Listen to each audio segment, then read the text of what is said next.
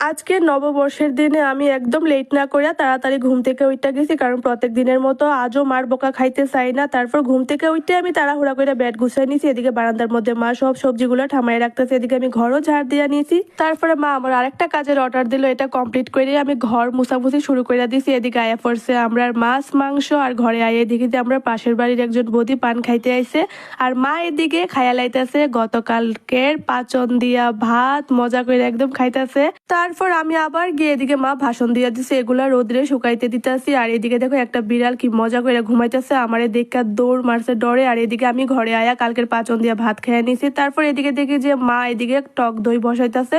তারপর তো এদিকে আমি মারে খানিকে টপ করে দইয়ের বাটিটা নিয়ে আয়া পড়লাম। মারে কইলাম যে থাক আর বসাইতে লাগতো না, বাকিগুলো আমি খাইয়ালাই। আর এদিকে দেখো মা খাসার চাল বাঁচতেছে, কারণ মারে কইলাম যে আজকে পোলাও আর চিকেন রান্না করে দেওয়ার লেগে। এরপরে আমি এদিকে গেলাম গা দাদু দিদার সমাধির মধ্যে, তারা তো বৈষ্ণব, প্রত্যেক পয়লা বৈশাখের মধ্যে এখানে ফিসি পূজা দেখ পূজা সাইরা ঘরে আইয়া দেখে যে মা এদিকে খাসার চালগুলা ধুইয়া দিছে। এরপরে মা মাছ মাংস সবকিছু ধুইয়া একদম তৈয়ারি করে রাখা দিতেছে। আর এদিকে মা আমরা আরেকটা অর্ডার দেওয়া লাইলো যে মাংসগুলা ভালো কইরা মাইখা মেরিনেট করে রাখা দেওয়ার লেগা। মাইখাই আমি তাড়াহুড়া কইরা গেলাম গা স্নান করতে, কারণ আজকে পহিলা বৈশাখের দিন, তাড়াতাড়ি কইরা স্নান করে লাউনি ভালো। স্নান টান কইরা আয়া আমি এদিকে চুলগুলা ভালো কইরা শুকাইতেছি আবার।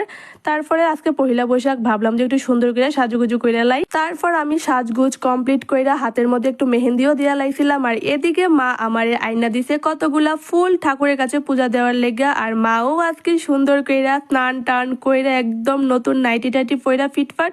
তারপরে আমি ঠাকুরের ঘরটা ভালো কইরা মুইচ্ছা মাদে ফুলগুলা আইনা দিছে। একে একে প্রত্যেক ঠাকুরের কাছে ফুলগুলা দিয়া ভালো কইরা ধূপ দিয়া লাইলাম। ঠাকুরের কাছে দিয়াই আমি পুরাটা বাড়ির মধ্যে সুন্দর কইরা ধূপ দিয়া লাইতাছিলাম। পয়লা বৈশাখ উপলক্ষে তো আমরা বাড়িতে কিছু নিয়ম আছে, তেল সিন্দুর দিতে লাগে প্রত্যেক ঘরের দরজার মধ্যে। আমি এদিকে সব কাজগুলা কমপ্লিট কইরা ঘরে গেলাম, গিয়া দেখলাম যে মা এদিকে মজা কইরা পান বানায় খাইতেছে। আর এদিকে আমি লেট না কইরাই তাড়াতাড়ি এদিকে মাংসটা বসাই দিছিলাম।